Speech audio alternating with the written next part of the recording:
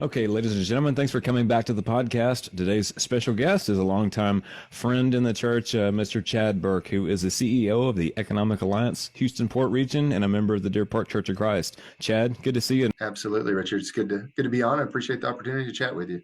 Absolutely. So this particular column is concerned with sort of faith in action. People who are of a particular Christian persuasion and who were an individual where their faith plays a prominent part in their life. And you were one of the ones that came to the top of my head when I was thinking of guests.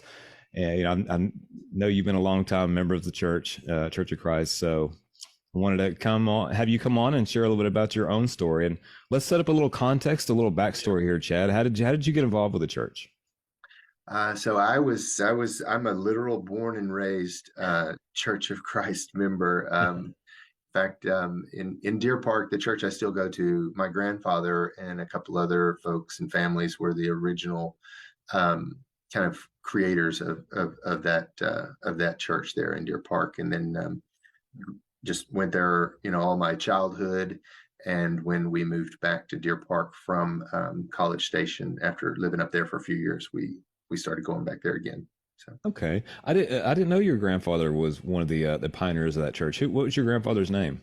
Ansel and Rhoda Burke, Okay. and yeah, they were in on the ground floor when I believe they first started meeting in what was a Boy Scout building there on that piece of property. And that was, in fact, before the church that was built, gosh, probably back in the 70s, I remember going to church services on Sunday mornings in that old Boy Scout building. Oh. Had to be back in the or late 60s, early 70s. So. Hmm.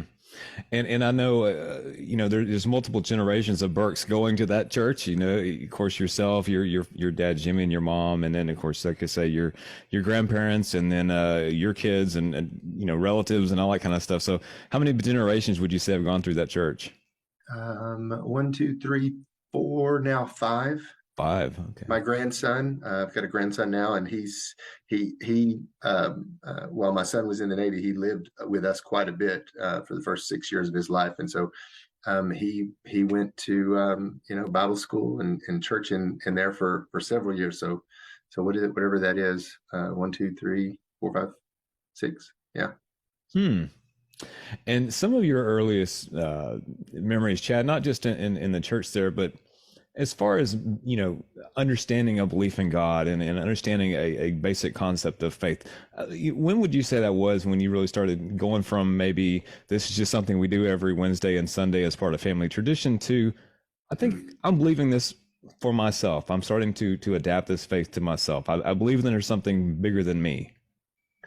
Yeah, I don't know if I could put an age on it, but man, Mm. I tell you what, we were at church 3 times a week, from the day mom could probably take me there till when I graduated high school and went off to college. So, and we did things, there was a good youth group. There was something that was really, I think, impactful in my life from when I was a younger, kind of young teen, even maybe preteen. But they had something called the Timothy class, where the young boys learned how to preach and lead singing and lead a worship service. So somewhere in all of that, that I would say the structure and the foundation for what I believed was put together, right? And then it wasn't until and so I think I was just moving on autopilot. I knew what was right. I knew what to do. I knew, consequences if I did not do what was right. But it probably wasn't until even after college when I started having those internal kind of discussions with myself of, okay, why am I doing this? What do I believe? And what does that real relationship begin to look like, rather than doing it out of just kind of duty, but doing it out of response to Jesus's sacrifice. So it was probably in my mid-20s when I really finally began to ask myself, the questions of why are you really doing this, and are you doing it because it was the way you were raised, or are you doing it because you really want to respond to grace in a way that reflects Jesus? And so that's when you talk about, you'd mentioned kind of living, walking Hmm. your faith, and you can do a lot of good things, but until you really start asking those questions, I don't know that you're walking your own faith. And it probably took me longer than most, especially somebody that was at church 3 times a week.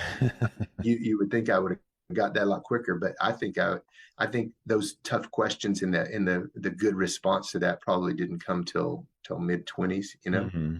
Hmm. which again, and then it became something I didn't have to do, but there's something that I wanted to do, Right. and then all the backfill and all of the, what I would call, infrastructure of my faith really began to make a lot more sense to me, and become more rich, if you will, Hmm. once I started to fill in the spaces in there. Right. I'm sure, Chad, people like I do that would fit this scenario I'm about to paint, and that's the scenario of people who come into church who maybe not have grown up to church, or have not grown up in church, or maybe they did and they walked away for many years, or maybe they belong to a different faith and they've come into a Christian faith, and they come in, and when they discover it years into maybe adulthood, there seems to be a profound excitement. They're on fire, they're zealous. And a lot of us who've grown up in the church, you did, I did, that's all I've ever known. It's not that we don't have the same profound experiences. It's just that maybe ours is more protracted over the decades. And where Mm-hmm. you see theirs, it's more in the moment there. And talk about that maybe some experiences you've had with seeing people that fit that description, that come in as a new believer later on in life. No, you actually you paint a really good picture, because I've seen that multiple times, obviously, over the years. You're probably familiar with Pat Flanagan. I mean, Hmm. Pat Flanagan is a good friend of mine, but he will tell you, man, he was a lost soul until until his wife brought him to God. But to see kind of the excitement in a man in his mid 30s is different from somebody that just grew up hearing it 3 times a week, right? I mean, Right. I think when you, I don't want to, I'm not trying to downplay either way that it happens, but I think when any of us realize how much we are in need of His, capital H, grace and saving, then the response to that is equally profound, right? Hmm. And so if I'm a 50-year-old non-believer, and all of a sudden I come to the realization that you know but for the grace of God, I could spend eternity in hell, and I don't even deserve that. Um, I've got 50 years of really not walking with him, or turning my back on him, or not believing in him. I got a lot to make up for. So you get a little excited about that at a Yeah. different age, right? Right. Not that me growing up in the church put me, in any better standing. In fact, that's really when I truly understood how much I needed to be saved, and how unworthy I was really the moment that I took hold of my own faith. And I think that just happened. It just happened at a different time than Hmm. somebody who maybe came later in life. Right. So, Right. And I think, tying back into the lifestyle of those of us who've grown up in it, sometimes it's easy to hang on to the faith of your family, especially when you're talking multiple generations, like in your family. mhm, mhm. One side of my family, definitely, multiple generations. And there's a sense of, this is all we know, this is what we have to do. And I'll be honest. I mean, you were talking about being a little bit later than some, maybe finding that realization that it was your own faith. I think I've got you beat. I think I could honestly say probably into my late 30s, early 40s, when I really Yeah. started thinking about, is this just all I know, or is this what I truly, truly believe? And, Hmm. there's a lot of options for belief out there these days. It's like going into a Luby's buffet. I mean, if you want to be whatever shade under the Christian spectrum you want to be, there's opportunities out there. Yeah. And everyone's got their different walk. But, and then you mentioned a little bit ago about Pat and his wife bringing him to church. And so many times I can look back in my own past and look at certainly many great men in my own family, people in the church, people in the community that inspired me to be a Christian. But there's a lot of women out there that have brought many, many, many men to church who wouldn't otherwise be there. Can you speak to any of the examples if you have? Yeah, I mean, obviously, my wife plays a big role. I mean, she had a faith that, while she wasn't raised in the Church of Christ, she was raised Baptist. But I mean, to this day, her mother still, goes to this one room Baptist church in South Texas and pounds out the hymns on the piano every Sunday Oh. morning. And so I mean, she came into our marriage, with the last thing that she would do before going to sleep every night was reading the Bible, right? And Hmm. so it she has been a strong example, for me and our family, and wouldn't have obviously put up with me for 28 years now if she hadn't had that kind of faith and grounding in what marriage and family was all about. So Right. yeah, for me, that's been a huge help along the way. So Hmm. In most of our faith traditions, there's in most churches, particularly in Church of Christ, there's always a strong sense of community. When you walk into any Church of Christ, when you first get there, there's a lot of fellowshipping going on. Usually whoever's doing the announcements has to say, "Okay, let's yeah, find yeah, your seats," let's yeah. settle down. And I know you in particular and your family in general, there's a lot of strong sense of community, particularly in sort of that Pasadena, Deer Park, LaPorte region, with some of the stuff that you do in the community, your father being a former mayor, obviously having a strong sense of community there. Talk about how faith and community tie together for you. Yeah, it's a big, you know, I find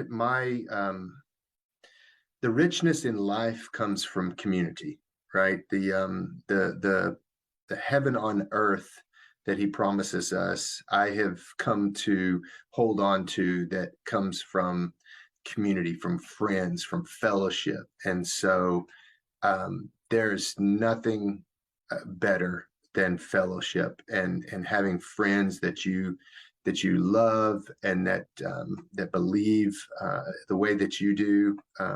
I I I find, and I've told anybody they'll listen to me. In my walk, I've been in a Friday 6 a.m. Bible study for over 8 years now with the same group of guys, Hmm. and it's expanded a little bit now. I think it was 6 or 7 when I started, and I think we've got 8 or 9 now.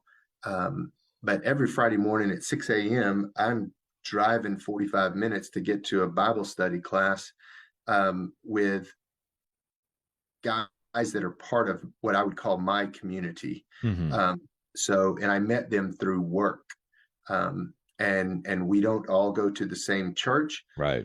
but every Friday morning we're together. If we have an issue, if we have a problem, if we have prayers that need, if we have family members in need, the text messages that we have between each other are like family.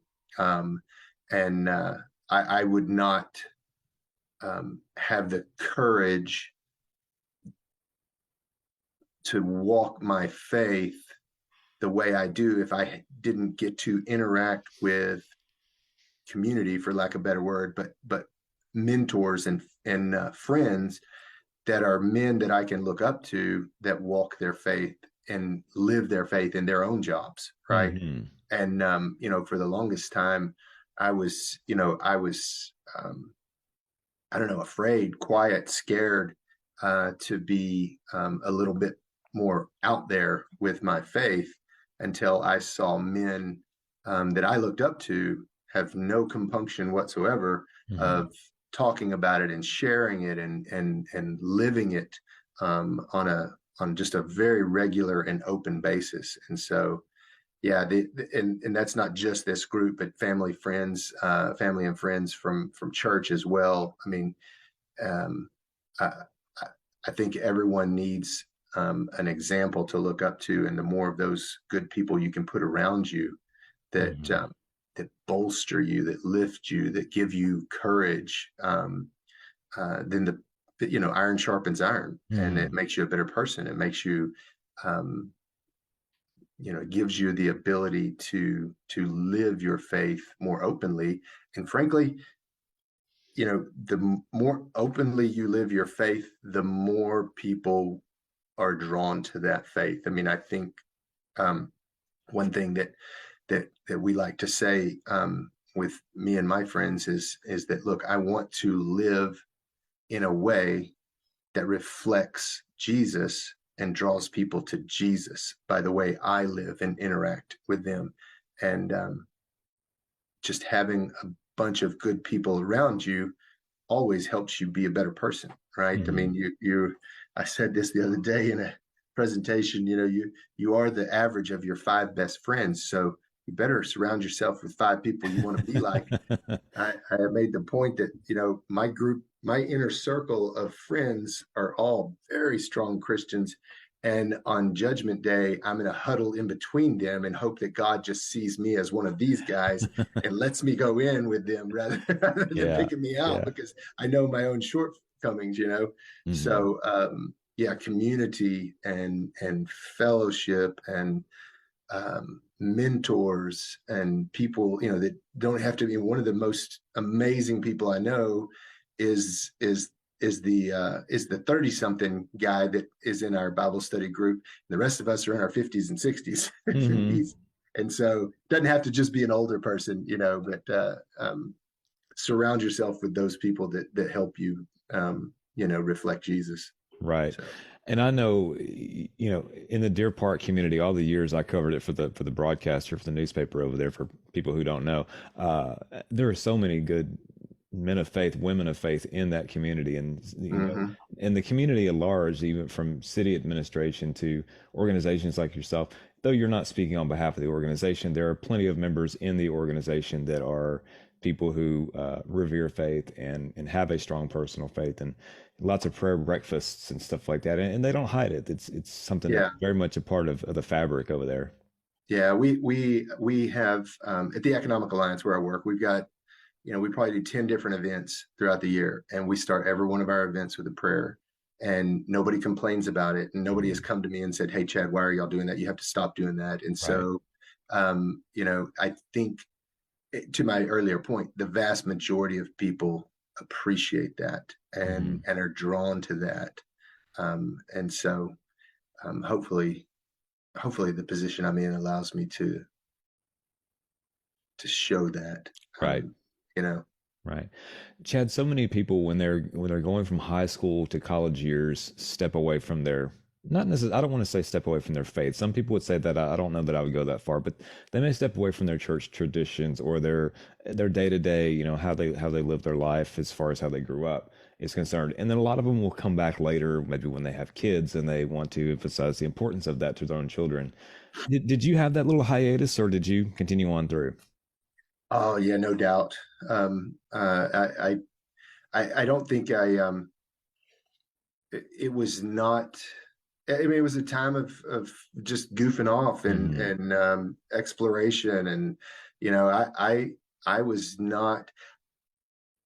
I was not. I mean, it was not the motivating factor in my life that it certainly is now. And yeah, I mean, all through college, I don't. I mean, I never got arrested. It wasn't a bad. I wasn't out smoking dope and everything. But it was not my priority for Hmm. several years, and then until like I say, kind of mid to late 20s, when I started asking myself, okay, you know what you've been taught your whole life, how does that really apply to living your life? Hmm. And it it took a while. It really did. And Mhm. it's not that it wasn't that I was mad or that I turned away. I was just kind of checking out what the rest of the world had to offer, Right. right? Right. But you know, train up a child in the way he should go, and Mhm. he'll come back to that. So Mhm. um, the way I put it is, like I said before, I mean, I think the infrastructure was laid there through all the, not just biblical knowledge, but the love that was shown to me Mhm. for the first 18 years of my life. And then that puts something in the back of your mind. It puts a hook into you that when times do get tough, where are you going to go? Right. Mhm. And if that love was there and that understanding, or at least knowledge that Christ came and died for us, then I think it's easy to turn back to that once times get tough, or once you really start questioning what you're doing in life. What's everybody eventually stops and has to ask themselves, what's the meaning of life, right? And Oh, so sure.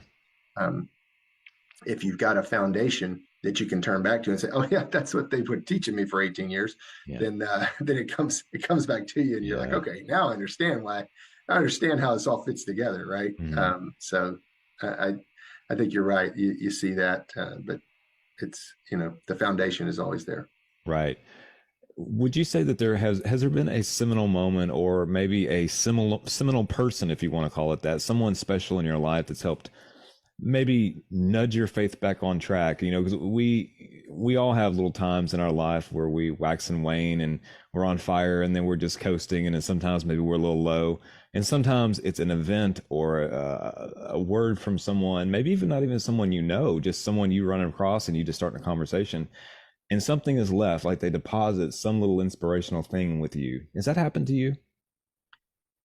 Well, I would say it was two different people that really influenced me. I mean, I couldn't say anything without talking about my grandfather and my father and just the example of faith Sure. that they built into me. But then outside of those two, because those two really structurally set me on a road that I think it was the right path.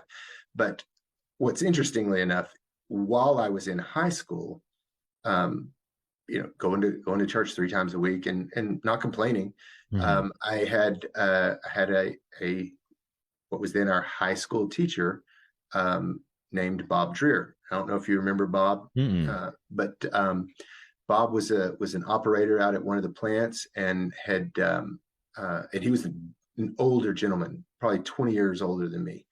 And Bob was a rough around the edges Christian. He was Okay. raised. I actually in high school got to talk to one of my football coaches, had been around long enough to know Bob when he was in high school. Oh. And the stories that I heard about him were amazing. And he was a very rough around the edges guy. And like we talked about with having a woman influencing, but Liz, his wife, once they got married, I mean, she set him straight and changed his path forever.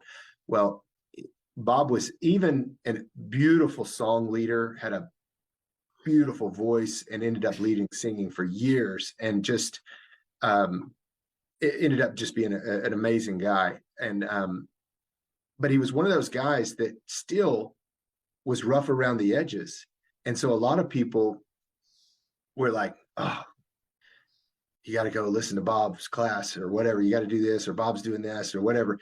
But I always loved him because I could see him as a person that was flawed, but that loved Jesus, Hmm. so much. And Hmm. uh, he just really made that impact on me. And then later on, as I was out and married, and in 2000 or 2001, when we moved up to College Station, we began going to the A&M Church of Christ, and I met and got to know Forey Grove, who was their preacher for a couple of decades before he finally retired. And he explained the Bible in a way that I had never heard it explained before, and it really changed my perspective. It was more about what our hearts felt and what we did in response to the sacrifice for us, rather than just following rules, right? Hmm. And amazing man. And like I said, got to know him really well over the years. When we moved back to Deer Park from College Station, I actually got him one time. The church was in between preachers, and he had retired and was doing temporary gigs, and I got the church to hire him, and he taught at Deer Park for a year before he ended up having to step away because of his cancer that he was fighting. Mm. But just phenomenal way of breaking the bread of life and really preaching. And he helped me again, helped me kind of see a different way to walk our faith, and again to not ever be apologetic about it and things like that. So just those two guys, Bob and Forey, both were just phenomenal men. So And now with your own children, you've got kids that are they're young adults now, and they're both out of college, or they all out of college? oh yeah, it's later than you think, Richard. Yeah, it's been a little while. Yeah. Yeah, no, both out of college. My daughter just graduated from her with her master's in December, and Okay. just finished her first semester of speech therapy up at College Station ISD. Or so she moved back to A&M Oh, after she okay. graduated. Um, and then my son is here in town and um, married and has his own son, my grandson. So yeah, Okay. And yeah. so when you were, when they were coming up, what approach did you and your wife take with sharing your faith with them? Again, you can't ever fool your kids, right? I mean, they see all the warts on the day to day, but I think a consistency in love and faith and actions goes a long way. My daughter was in town this weekend for the holiday weekend, and we got to talk about that and about how we raised her and the lessons that she learned, through watching the way that we interacted and watching the way that we treated each other. And you can never be perfect. And like you say, you're never going to fool your kids because they see everything that happens. But if you've got a consistency of love and faith there, and an ability and willingness to talk about it. I wish I didn't do everything perfect the first time. I'm enjoying this time with my grandson the second time around, because we get to keep him quite often, and so just just really making it part of conversations of every day, of every meal. It's not something different than who you are. It's just who you are, Hmm. Hmm. and so it's been interesting. I don't know. I don't remember. It's been so long. I don't remember exactly how I did, but I know how we wanted to do, and that was just show a consistency of faith and love to the kids. And Right. obviously, from the way I was raised and my wife was raised, I mean, we were at the church building anytime it was open, so they Yeah. didn't have a choice. Right. Chad, some of us know people who are really good with sharing scriptures, chapters, verses, and everything, spur of the moment. Other people, not so much, but it's something in how they carry themselves, how they live their life. You've brought up several times, and we've discussed several times about the influences of other people on us, whether it's words they shared or a lifestyle they lived. What do you find, I guess, the more inspiring approach? Is it just someone who knows a lot of chapter and verses and the apologetics of it all, or is it just how someone lives their life, and you can say a living example of just a really pure, maybe a simple faith, but a pure faith? Yeah. No, I think definitely the latter of those two. I've got a couple of friends that I could give real specific examples for. So one of two of the gentlemen in the my Friday morning Bible study were raised Catholic, and one of them came into our group probably 4 or 5 years ago, and was raised Catholic, but literally had not been to church. And he's older than I am. Hmm. Had not been to church in decades, and saw and heard a couple of our friends talking about our Bible study, and there was something about their lives that he wanted that he didn't have, right? And frankly, it's that reflection of Jesus. And so he came into our Bible study, and he couldn't tell you what the Old Testament and the New Testament was. He had Hmm. never read the Bible. He was Catholic. He was raised. The priests, read to Right. them, and he has been this. And I always joke with him. I always joke with him. I say, "Look, John, you don't know how close the boat was to let you into our Bible study.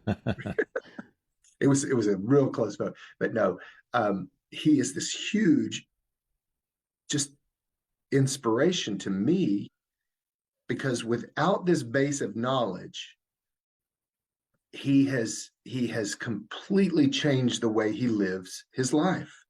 And it's not that he was he was a businessman, and Hmm. but he did not live his life with Christ leading his Right. path.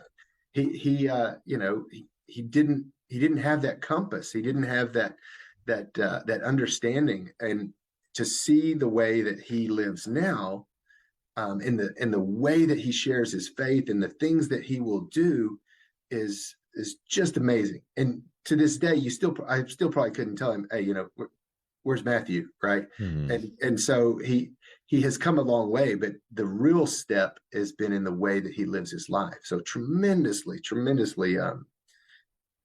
impactful to me to see someone like that. Another Right. another friend is another group that I and honestly, I need groups to help me. So if you hear me talk about this, so on Wednesday mornings, most every Wednesday morning, me and two other guys get together, and one of them is a former preacher, and one of them is just a friend that I knew from high school, a successful businessman, very Hmm. successful businessman, and he had never.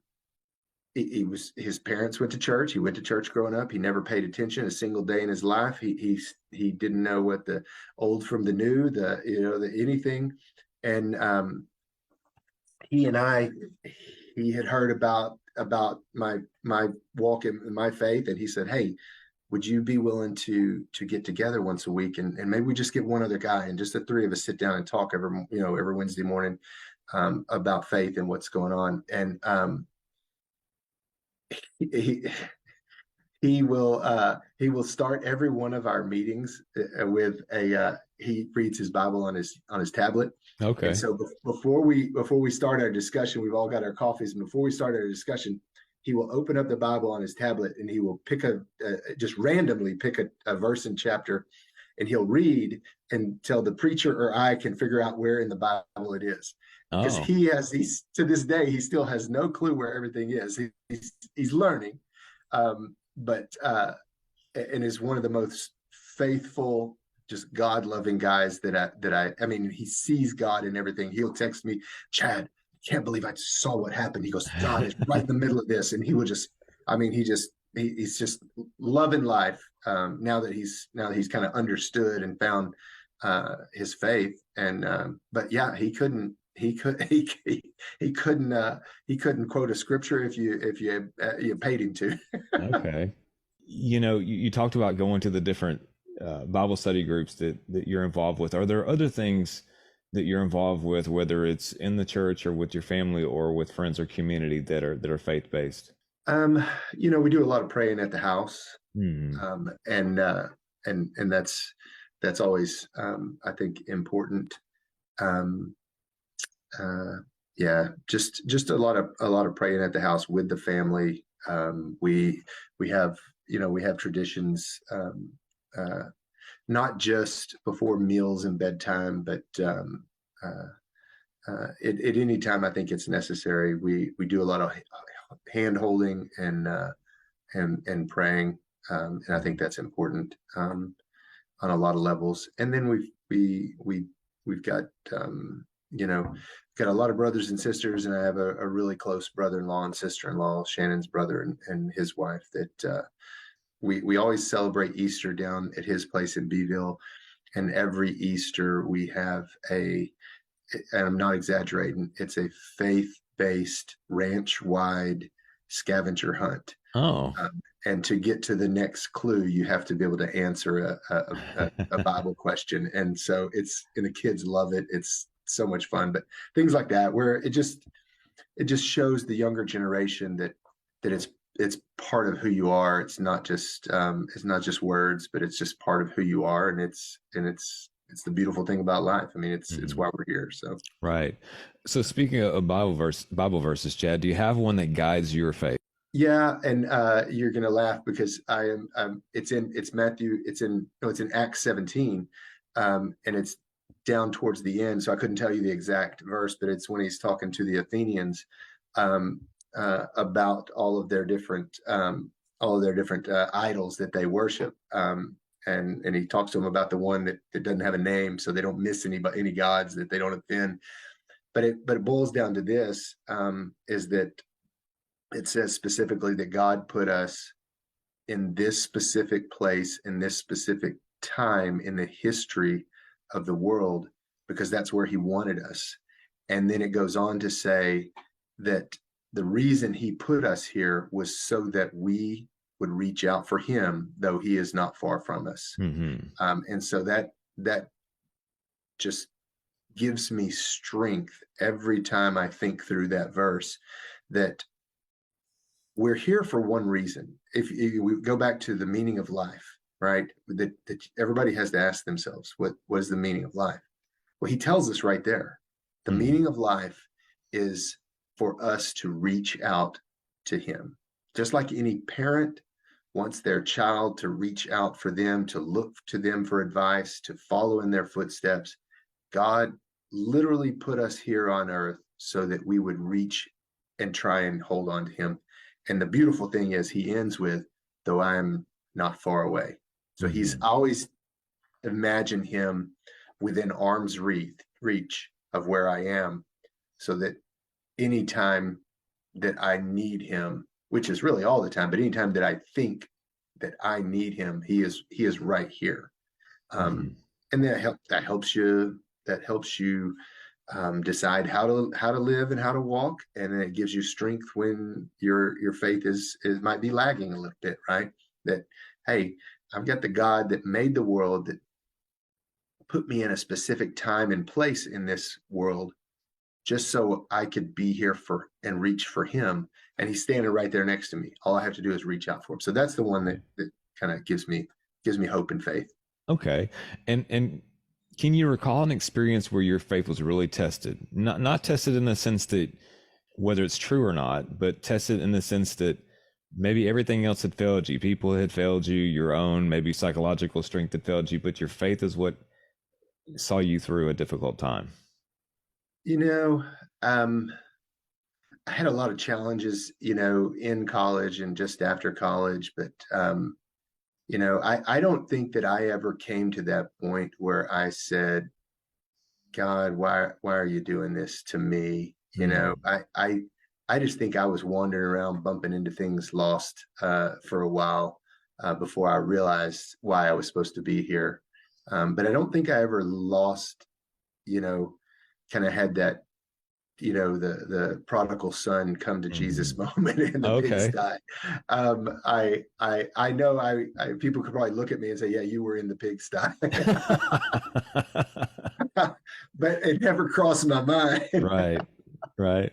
but but yeah, I think I was just bumbling around. I one of my favorite sayings is, "Look, we either live in vision or we live in circumstances." And I lived for several years dealing with the circumstances of no direction, right? And so the vision that I live in now is that vision of Christ, who died for us and who is going to take us home with him, even though we don't deserve it, right? So that's the vision, rather than just living in the circumstances that happen to us because we don't have any faith or focus or direction, right? And that's then you're just bouncing around and things are happening to you, and that's when you can lose all hope and hit rock bottom, right? If you don't have the light on the hill that you're walking towards, you can bounce around into any number of things. We're always looking. I mean, he put that search inside of us, that Hmm. longing inside of us, and we're going to fill it with something if it's not him. So that's living in circumstances, not living in vision, which is him and his sacrifice for us. Speak to the person, prodigal son or prodigal daughter, and there's plenty of them out there who maybe reading the story as this goes to print, or watching this on social media, or however they may view this, you've got children. They could have so easily gone the prodigal son or daughter route. If you were speaking to, whether it's them or someone right now, that you've got the audience right now, what would you say to someone who may be struggling in that regard? The tough one, because I've got someone that I'm working on that that I need to have that conversation with, and I think it is, you have to somehow ask the question, what are you here for? What, and maybe the best way to do that is to ask them, what do you see yourself in 5 years? What do you see yourself doing and being in 10 years? Who do you want to be?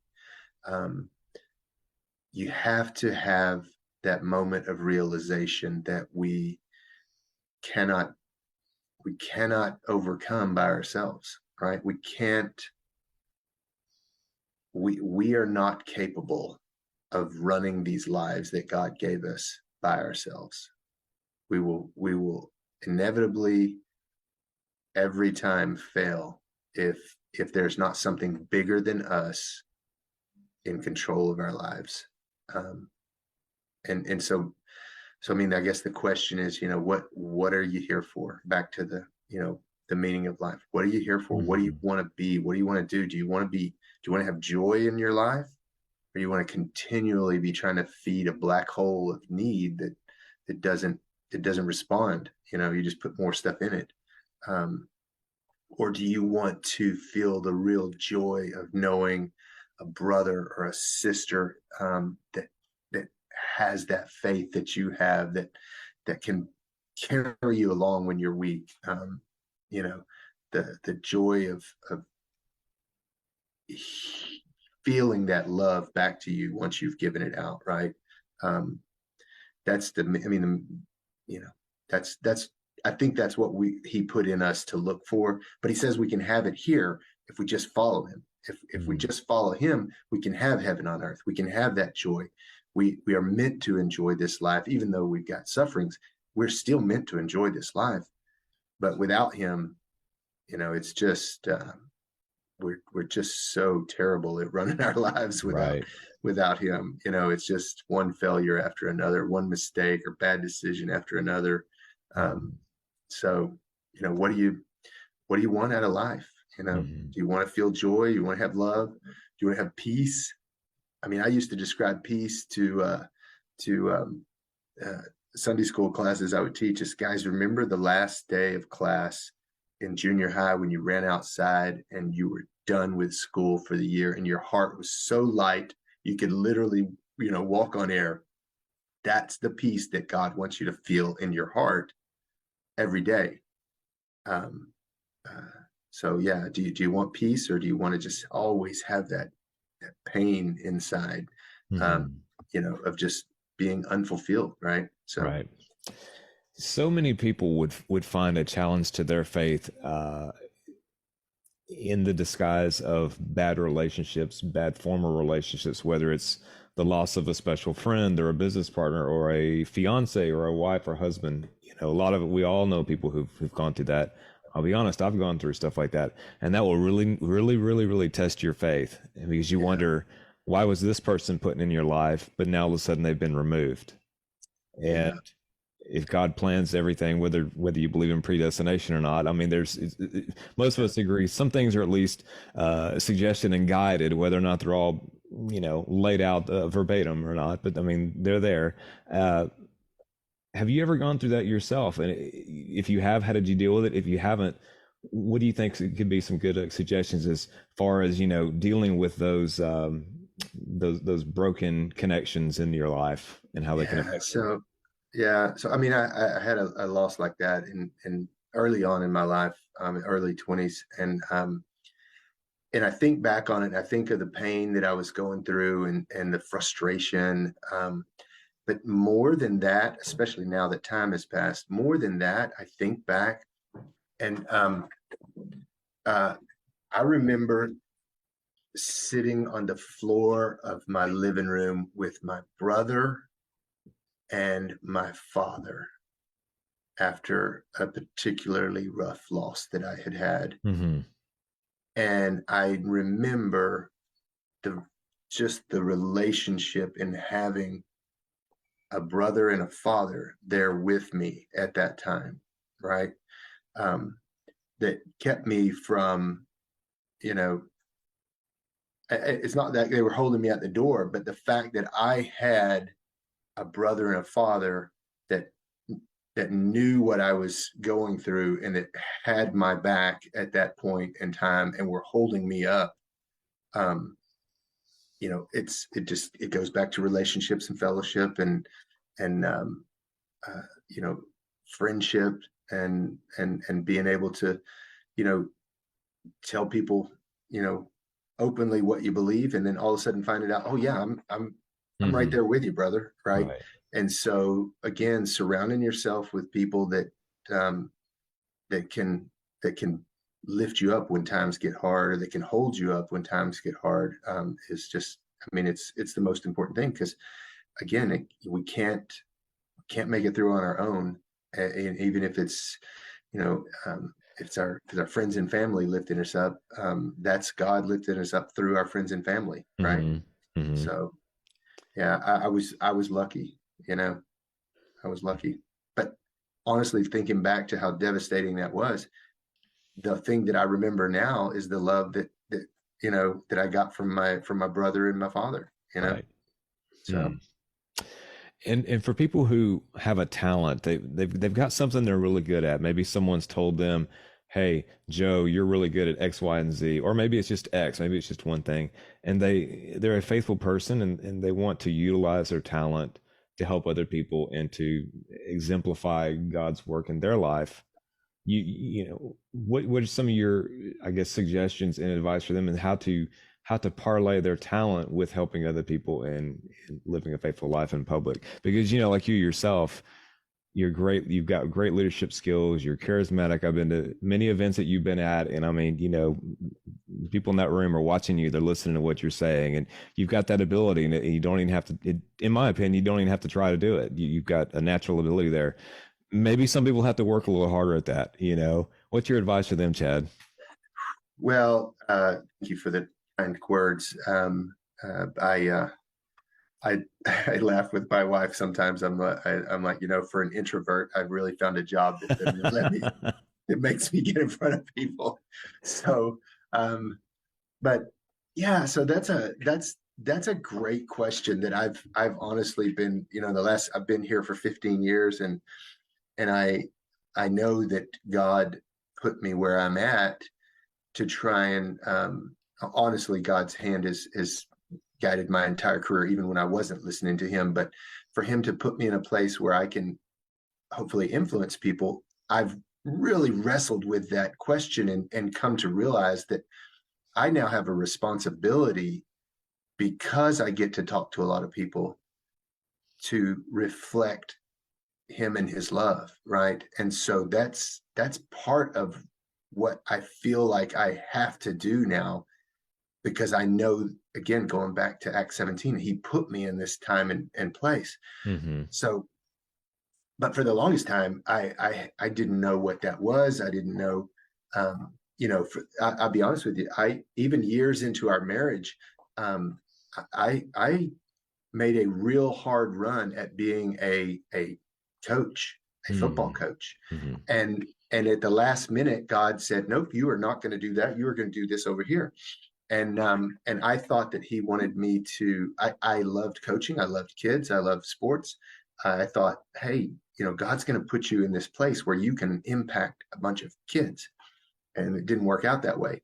But um, I think it's incumbent upon us to try and find out what that gift or talent is, and then use it to your to the, you know, the the maximum that he can give you. I think it's, you know, I would never have said this 20 years ago, but I do. I think it's one of the most important things that he wants us to do, because he gave us a talent that does reflect him, whatever that talent might be. Mm-hmm. I have a friend who is probably the most positive person that I've ever met in my life. And he's my friend, and he's probably my best friend. And I try and stay as close to him as I can because his talent is always seeing things the glass half full, Mm. right? And I'm telling you, in his heart, I think he knows that, and he uses that as his way of communicating and building relationships with people, and just impacting people that he comes in contact with. Um, but yeah, I think it's our responsibility to try and figure out what it is. And I don't, I don't know that I have skills, but I think I know where he put me. So I'm going to try to do what I can to respond to where he put me. Right. Hmm. So maybe I don't know what that is, but I want to reflect him, you know. But I think it's incumbent upon us to try and find out what that is, and then just lean into it and develop it and use it as much as you can, and know that you're using it for to glorify him, right? Very good.